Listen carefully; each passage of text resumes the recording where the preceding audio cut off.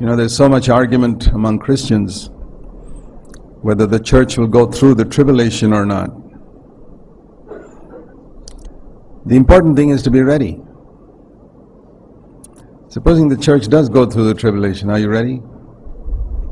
Supposing the Lord comes before the tribulation, are you ready? The important thing is to be ready. If you have your doctrine right and you're not ready, it's going to be pretty pathetic in the last days for you.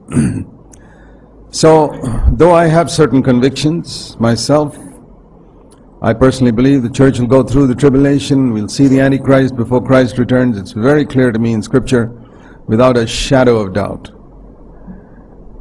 And I see my calling as to prepare people for those days of persecution.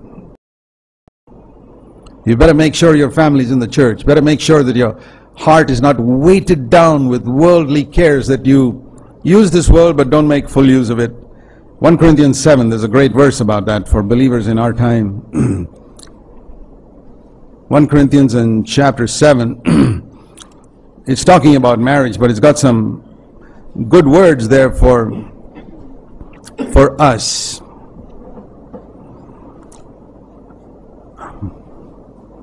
It says here in verse 31, those who use this world as though they didn't make full use of it, deal as sparingly as possible with the things of this world. We need to use this world, but don't get occupied with it, because this world is not everything. In verse 29, I remember as a young man, I wrote this on a piece of paper and stuck it on my table. The time is short. The time is short. In verse 35, attend with undistracted devotion to the Lord.